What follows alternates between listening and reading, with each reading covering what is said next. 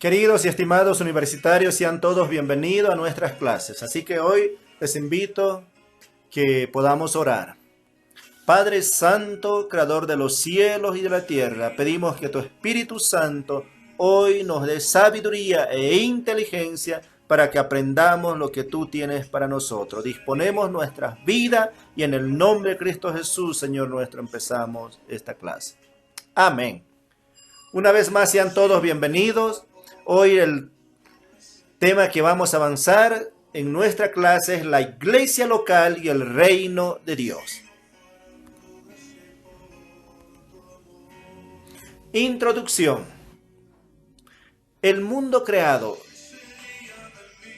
sostenido, gobernado y redimido por Jesucristo, Rey, la congregación local, como el pueblo misionero de Dios, es una sucursal del reino, el instrumento principal del reino, la señal que anticipa al reino y el ámbito principal de la venida del reino de Dios en nuestras vidas y a este mundo. La comunidad del pacto en las Escrituras. La congregación misionera es la manifestación local de la comunidad del pacto del Rey. Desde el tiempo de Abraham se presenta al pueblo de Dios como la comunidad del pacto. Génesis capítulo 15, Deuteronomio capítulo 10, verso 15, Éxodo capítulo 19, versos 5 y 6, Deuteronomio capítulo 26, versos 18 al 19, Primera Pedro capítulo 2, verso 9.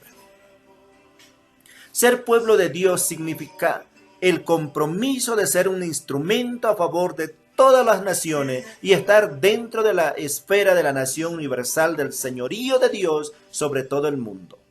Daniel T. Niles resume esta relación en 4 principales puntos. Inciso A. La preocupación de Dios por la salvación de las naciones se confirma con el llamado de Abraham. B.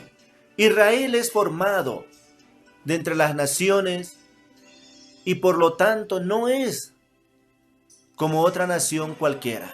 Israel es una nación dentro y fuera de las naciones hacia los cuales es enviada. Inciso D. El Dios que escogió a Israel de entre las naciones continúa siendo el Dios de todas las naciones. Inciso D.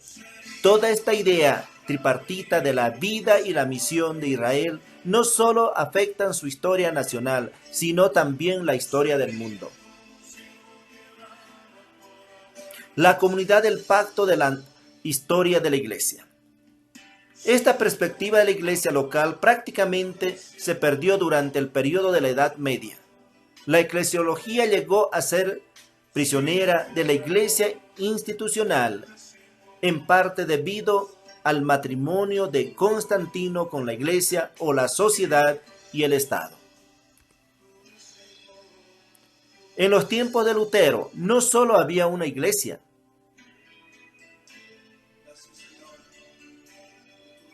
era solamente una iglesia. Aquella iglesia era el arca donde se hallaba la salvación, una iglesia con poca tolerancia a aquellos que se oponían o la rechazaban. Además, la iglesia pasaba por un periodo de bancarrota moral y espiritual, porque la iglesia se había hecho carnal, mundana y fría y tibia. Es por tanto que en la Reforma tuvo que descubrirse la verdadera iglesia. Volver a la... Los protestantes son la iglesia antigua, la continuación del pueblo de Dios, como el sol que a veces se esconde detrás de las nubes para luego salir y resplandecer. Así se suponía que la verdadera iglesia neotestamentaria había surgido durante la Reforma del siglo XVI.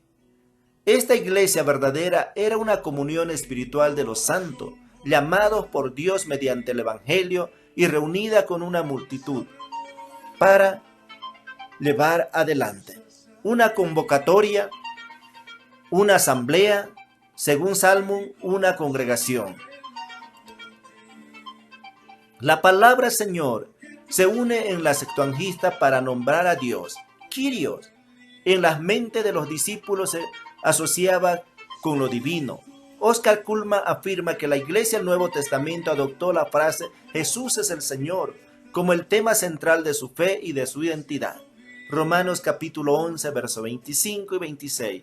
Romanos 16, 25, Efesios 1, 9 al 10. Y capítulo 3 del 3 al 11. Colosenses capítulo 1, 26 al 27. Tito capítulo 1 Timoteo capítulo 3 verso 16, Hechos capítulo 4 verso 25 al 30, Mateo capítulo 3 verso 2, Lucas capítulo 4 verso 43, Hechos capítulo 2 verso 36. Desde los años 1960 se desarrollaron una perspectiva de la Iglesia que enfatizaba vigorosamente el papel del pueblo de Dios como agente de la misión de Dios en el mundo. Se despertó un nuevo interés en la Iglesia. Como pueblo de Dios comenzó a enfatizarse la participación de los miembros en la obra misionera, tanto local como global. Mientras tanto, los teólogos llegaron al consenso de que el reino de Dios existía en ambas dimensiones, el ya y el todavía no. Los misionólogos llegaron a entender del concepto de misión Dei como la obra de Dios mediante la cual se ofrece todo lo que Él tenía en medio para la salvación de la humanidad, el cumplimiento completo de la redención de su reino, a través de aquello a quienes Él ha enviado. La Iglesia definida en términos del reino de Dios. Se define este reino tanto presente, inaugurado y comenzado como escatológico, venidero y futuro. Este reino no se ve física e institucionalmente, más bien es el gobierno dinámico y activo de Dios, a través de Jesucristo y por medio del Espíritu Santo. Así que el Evangelio consiste en las buenas nuevas del reino, ya que vino y está por venir. Dios viene en humanidad, Emmanuel, y Dios reina sobre la humanidad. La Iglesia y la comunidad regida por el Rey. En todo contexto cultural, la congregación misionera necesita verse como la comunidad especial de aquellos que reconocen la autoridad de Jesús como Cristo y como su Rey.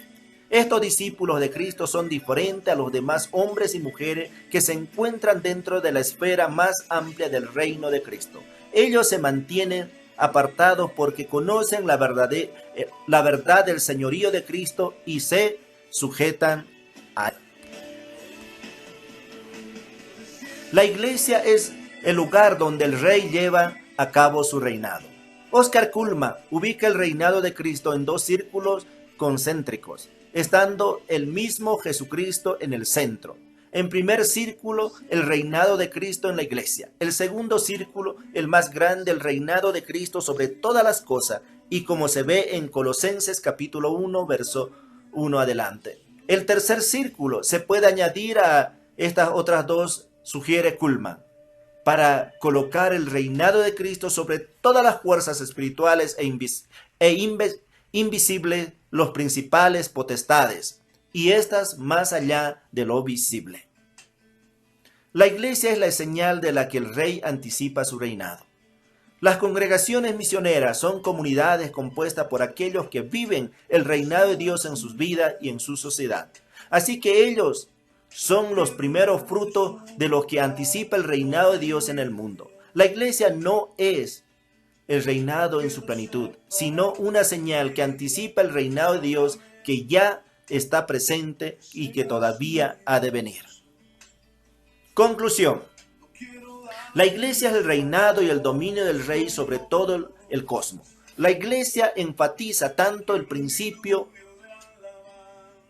que es el verbo, que era el verbo, Juan 1:1, como el fin, y no vi en ella templo, porque el Señor Dios Todopoderoso es el templo de ella y el Cordero. Apocalipsis 21, verso 22. Tan pronto como la Iglesia surge, se mueve hacia Cristo como el alfa y el omega. Apocalipsis 1:8, hacia aquel que es el Rey y la cabeza de la iglesia, el comienzo y el final.